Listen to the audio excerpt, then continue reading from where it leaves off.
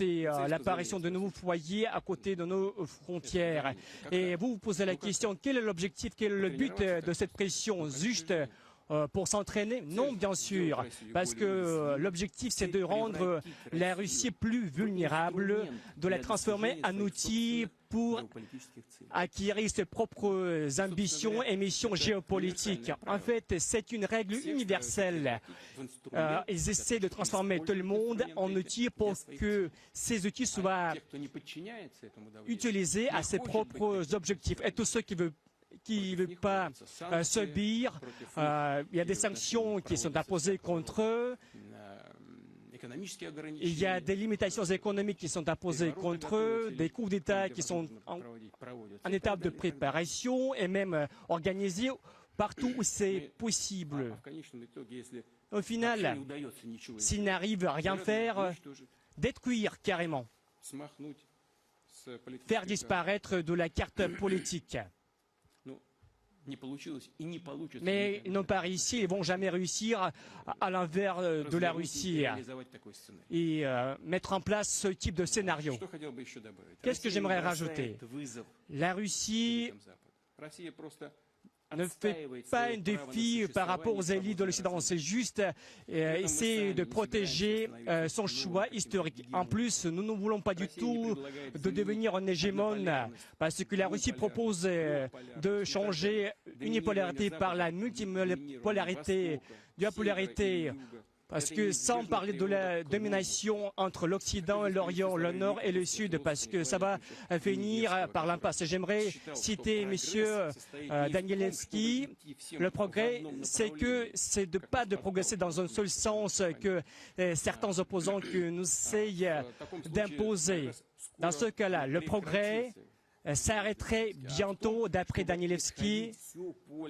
Il faut que tout soit pris en compte dans tous les axes, dans toutes les orientations. Et il rajoute qu'aucune civilisation ne peut pas rester fière du fait qu'il représente un EPG de développement. Je suis sûr que la dictature peut être opposée par la liberté de développement des civilisations et la dégradation des personnes et de l'amour par rapport aux dieux, surtout en parlant de la complexité des amours et des choix historiques des civilisations. Aujourd'hui, la complexité de ce choix historique, c'est que les civilisations du monde entier se trouvent face aux nouvelles opportunités de leur chemin universel de développement et nous sommes sûrs que la nouvelle architecture du monde doit être fondée sur la loi et doit être libre, doit être juste. D'autant plus que l'économie mondiale et le commerce doivent devenir plus libres. Et la Russie considère que c'est inévitable l'apparition de nouvelles plateformes de commerce, y compris pour les règlements internationaux. Ils doivent se trouver en dehors des juridictions dépolitisées, sécurisées, automatisées pour ne pas dépendre d'un seul centre unique de gestion. Est-ce que c'est possible de le faire? Bien sûr que oui. Mais ça va nécessiter beaucoup d'efforts. Il faudrait réunir des efforts de beaucoup de pays, mais il faut le faire absolument.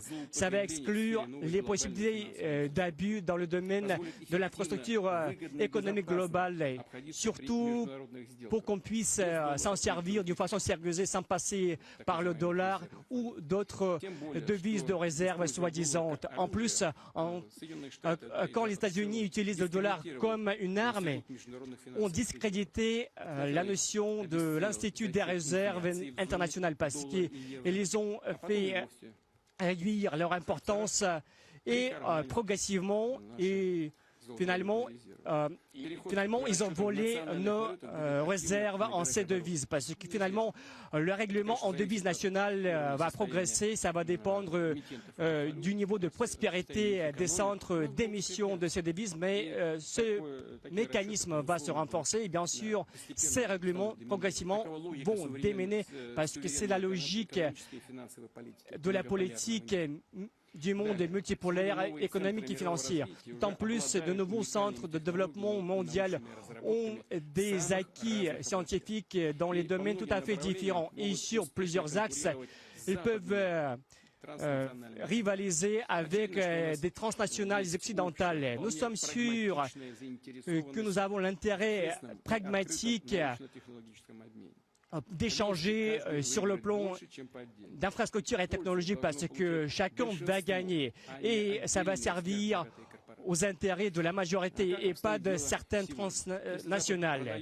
Et quel est actuel? Si l'Occident va des médicaments aux autres pays ou les d'autres cultures, ils font l'ordre de détruire la sélection nationale. En fait, en pratique, ça représente cette approche. Quand ils vous livrent des machines-outils, en même temps, ils détruisent la construction des machines-outils nationaux. Il suffit juste de regarder. Quand j'étais le président du gouvernement à l'époque, il suffisait d'ouvrir le marché pour certains types de marchandises. Les producteurs nationaux commençaient à disparaître et c'était leur schéma de construire les relations. De cette façon, ils font la conquête des ressources et des marchés parce que les États perdent leur potentiel, parce que ce n'est pas le progrès, ça devient l'obéissance, parce que le développement technologique ne doit pas renforcer l'inégalité mondiale et par contre de réduire ce que la Russie fait sur le plan de sa politique technologique. Quand la Russie construit des centrales nucléaires dans d'autres pays, en même temps, nous construisons là-bas des centres de compétences, nous formons des effectifs nationaux, nous construisons des industries. De cette façon, nous donnons aux autres pays de faire une vraie percée sur le plan de développement scientifique et de réduire l'inégalité pour faire monter leur énergie nationale sur un autre plan plus élevé. Je tiens à souligner que la souveraineté technologique ne veut pas dire du tout l'isolation, mais d'autant plus l'inverse.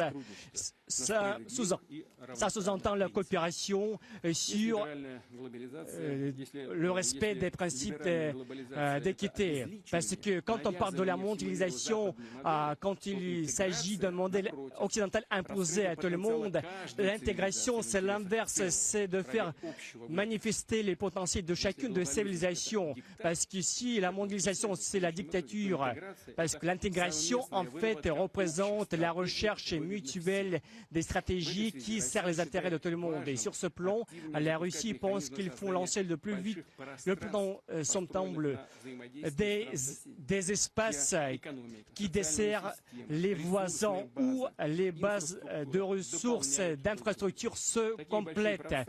Donc, ces grands espaces représentent la base du monde multipolaire, surtout la base économique. Le dialogue sert de la sorte de l'unanimité du plan et du caractère universel de l'humanité. Sauf que l'humanité ne se met pas à ses ordres parce qu'il se forme compte tenu des opinions de tout le monde en préservant l'identité de chacune des sociétés, de chaque peuple et sur la base de ce principe que la coopération dans le monde multipolaire peut progresser. Peut-être, et ce serait raisonnable de réfléchir, de réformer la structure des Nations Unies et du Conseil de sécurité pour qu'ils puissent démontrer la variété des autres régions de l'Afrique, de l'Asie et de l'Amérique latine, parce que ça va dépendre d'autant plus demain de la part de ces régions. Je tiens à rappeler que la civilisation occidentale, ce n'est pas les seuls de notre continent eurasiatique. En plus, la majorité de la population est concentrée à l'est de l'Eurasie, où les foyers les plus antiques de ces civilisations se sont formés, parce que ça représente un ensemble qui possède des ressources gigantesques et des opportunités énormes. Et si nous travaillons dans le sens pour améliorer l'unanimité et l'unité l'unité de l'Eurasie, d'autant plus nous aurons des succès sur tous les plans. En plus, le bon fonctionnement de l'Union eurasienne économique et surtout la hausse du rôle de l'Organisation de coopération de Shanghai et aussi du rôle de One Belt, One Road sur tous les plans de coopération entre le Nord et le Sud au niveau des corridors de transport. Je suis sûr que c'est le début d'une nouvelle époque du développement de l'Eurasie. Et les projets d'intégration se complètent ici sur ce plan, à condition qu'ils soient réalisés par les États voisins pour desservir leurs propres intérêts. Ils ne sont pas imposés par des forces extérieures pour faire désintégrer l'unité de cette Eurasie. Bien sûr, la Grande Eurasie pourrait inclure aussi les côtés occidentaux comme l'Europe, mais sauf que la majorité de ces leaders sont sûrs qu'ils avaient fait le meilleur choix. Ils ne doivent pas participer sur une base égale par rapport aux autres. Avec cette arrogance, ils négligent du fait qu'ils se sont devenus une sorte de périphérie, devenus des vassaux et très souvent sans avoir le droit de vote. Chers collègues, la désintégration de l'URSS a fait disparaître l'équilibre des puissances géopolitiques. L'Occident s'est promulgué le côté qui avait remporté la victoire, où les seuls intérêts, la seule culture avait le droit de dominer.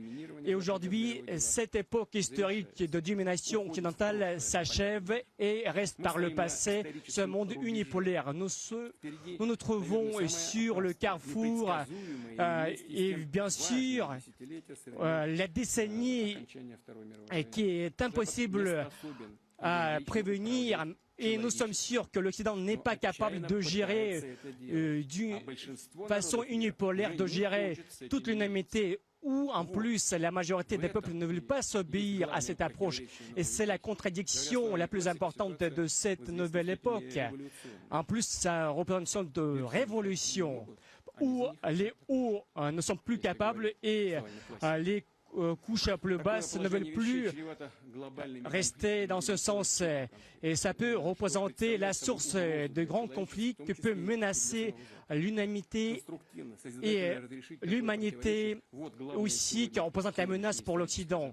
Et c'est la tâche historique, c'est le changement déjà long. Évidemment, c'est un processus douloureux, bien, mais qui est tout à fait naturel et inévitable. La construction du futur est en train de se former et nous devons écouter tous, prendre en considération chaque point de vue, de chaque technique, de chaque culture, de chaque système et de vision, d'idées et de réflexion religieuse, sans opposer la seule vérité. Et sur la base de cette approche, en assumant la responsabilité des destins des peuples de toute la planète, nous pouvons construire la symphonie de toute l'humanité. Et j'aimerais en finir en remerciant de votre patience